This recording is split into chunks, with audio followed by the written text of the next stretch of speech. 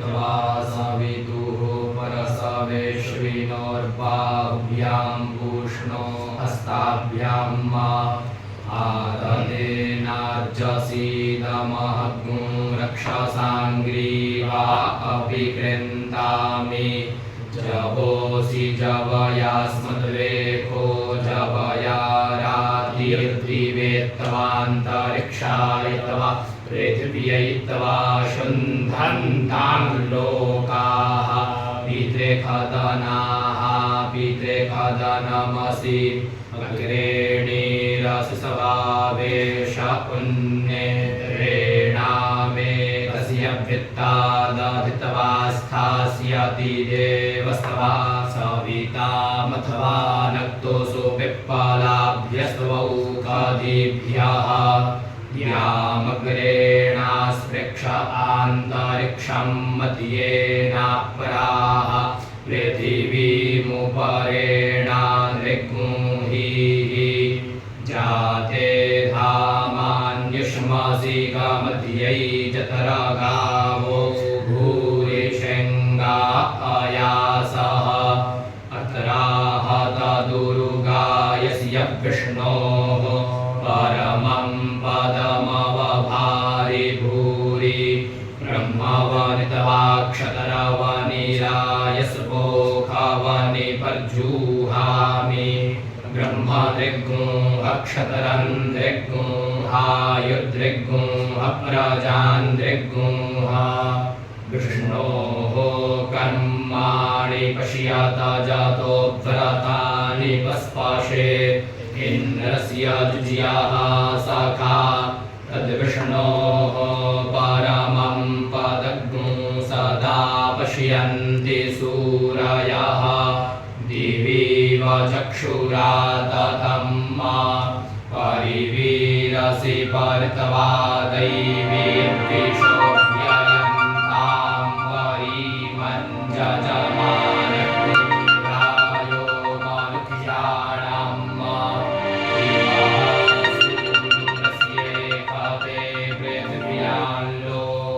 आरण्यस्ते पशुः उपावीरस्युपदेवान्दैवीर्विषः परागुरुषिजोपह्नितमान्न देवतवष्टर्वसुरमहप्याते स्वदन्ताम्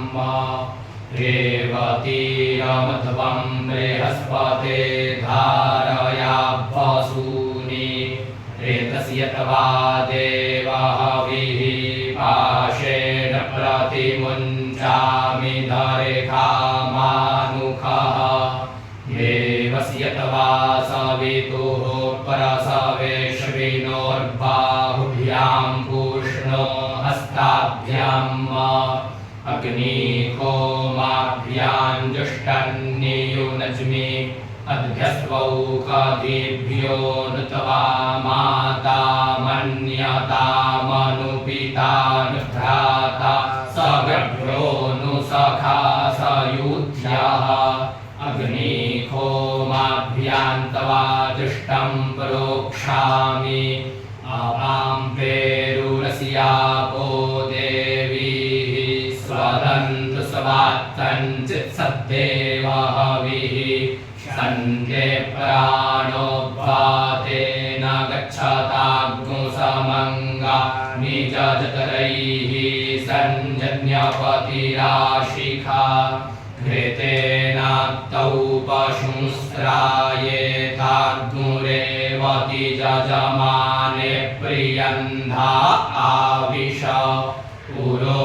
पुरोरन्तरिक्षात् सजुर्देवेन वातेनास्य हविखस्मना जजसमस्य तन्नवा भव वरेको वरेकीयसि जन्ये जन्यपतिन्धाः स्वाहा देवेभ्यो देवेभ्यः स्वाहा माहिर्भूर्मा वेदा कुर्नमस्त आदानानर्भापरेहि रेतस्य कुल्या उपरेतस्य पत्या अनु देवीरापः शुद्धा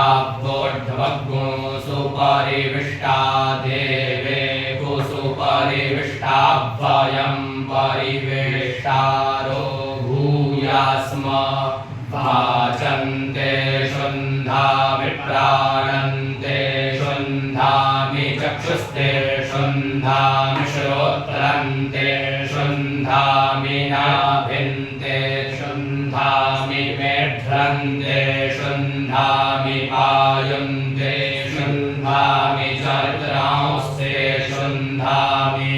मनस आप्यायतां वाक् आप्यायतां प्राणस्थ आप्यायतां चक्षुस्थ आप्यायताग्श्रोत्रन्त आप्यायतां जत्ते क्रूरञ्जदा स्थितं तत्र आप्यायतां निष्ट्यायतां तत्ते शुद्ध्यतु शमहोभ्यः ओकभेद्राय स्वस्वधिते मयि नग्गो हिग्गोऽसीः रक्षसां भागोऽसि निरस्तर्गो रक्ष इदमहग्गो रक्षोऽभितिष्ठामीदमहग्गो रक्षो वबाध इदमहग्गो रक्षोधमन्दमो नयामि घृते नद्या वा पृथिवी प्रोर्णुवातां पायोभ्यस्तोकानामग्निराज्यस्य भेतु स्वाहा स्वाहा कृते ऊर्ध्वनभसं मारुतं गच्छतं इदमापः परवहतावद्यं च मलं च जत यच्चाभिद्रोहानृतं यच्चेपे अभिरूढम् आपो मा तस्मादेन सह पवमानश्च मुञ्चतु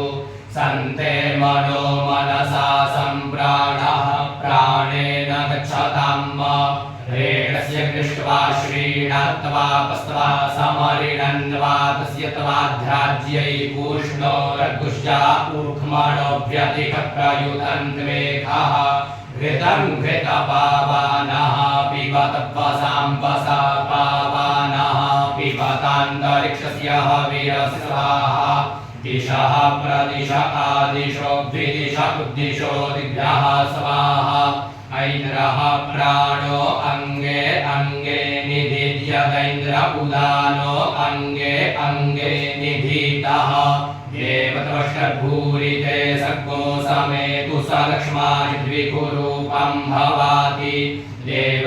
देवत्राजन्तमवसे सखायो नृत्वा माता पितरो मदन्तु समुद्रं गच्छ स्वाहान्तरिक्षं गच्छ स्वाहा देवगो सवितारं गच्छ स्वाहा मित्रावरुणौ गच्छ स्वाहा होरात्रे गच्छ स्वाहा छन्दोषि गच्छ स्वाहा द्यावा पृथिवी गच्छ स्वाहा जन्यं गच्छ स्वाहा सोमं गच्छ स्वाहा दिव्यन्नभो गच्छ स्वाहा अग्निं वैश्वानरं गच्छ स्वाहा मनो मे हार्दि गच्छति वन्दे धूमो गच्छतु सुभज्योतिः पृथिवीं मनस्मना प्रेण स्वाहा मापो मौखधीरेग्मोऽसि धाम्नो धाम्नो राजंस्ततो वरुणनो मुञ्च जदाहुरज्ञा इति वरुणेति शमामहे ततो वरुणनो मुञ्च सुमित्रियान आप ओखधयः सन्तु दुर्मित्रियास्तस्मै सन्तु जोस्मान् द्वेष्टितं च वयं विक्मः हविक्मतीरिमा आपो हविक्माम् आविमासति हविक्मान् देवो अध्वरो हविक्माम् अस्तु सूर्यः अग्नेर्गोपन्नगृहस्य सदसि साधयामीन्द्राग्न्योर्भागधेयिस्थमित्रा वरुणयोर्भागधेयिस्थ विश्वेकान् देवानां भागधेयिस्थ अमूर्जा उपसूर्येजा वृद्ध्वा सूर्यः सह तानो हिन्वन्त्वध्वरम् हृदे त्वा मनसि त्वा दिवे त्वा सूर्याय त्वा ऊर्ध्वमिमध्वरं दिवि देवे कुहोत्रा यच्छ सोमराजन् विश्वास्त्वं प्रजा उपावरो विश्वास्त्वां प्रजा उपावरो हन्तु शृणोत्वग्निः समिधा हवं मे शृण्वन्त्वापोधिगणाश्च देवीः श्रोताग्रावाणो विदुको न जज्ञो शृणोतु देवः सविता हवं मे स्वाहा देवीरापो अपान्नपाद्यो वपुर्मिरे हविक्ष इन्द्रिया वन्मदिन्तमः देवेभ्यो देवत्रादत्तशुक्राभ्यो जेखाम्भागस्थ स्वाहा कायकीरसि समुद्रस्य तवाक्षर्या उन्नयामि समापो अद्भिरग्मत समोखदीभिरोखदीः जमग्ने कृत्सुमह्यमवाप्पाजे कुजञ्जुनाः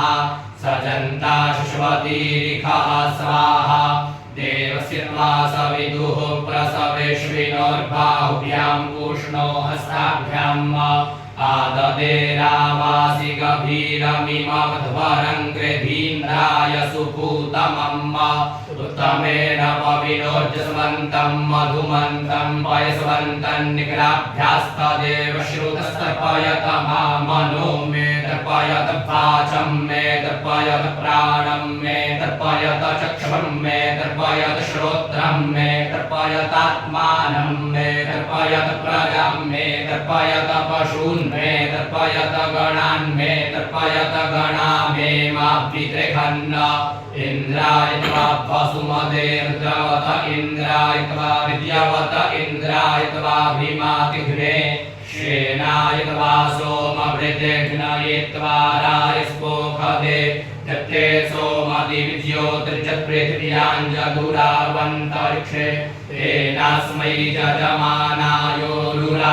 कृध्यदिरात्रे वोचः श्वात्रास्तब्धतुरो राधो गूर्ता अमृतस्य पत्नीः या देवी देवत्रे मञ्जन्यन्नयतोपहूताः सोमस्य पिबत माघेर्मा संवित्था ऊर्जन्धत्स्वधिकणे विद्विसति पीडयेथामूर्जन्दधाथम् पाप्माहतो न सोमः प्रागपाकुदगधराक्सर्वतस्त्वादिश आधावन्तु अम्बनिः परसमरीर्भिदम् त्वमङ्गप्रशग्नोऽसि को देवः शविष्ठमत्यम् नमोदन्यो भगवन्नस्ति वर्धितेन्द्र ब्रवीमि ते वचः हरिः ओम्।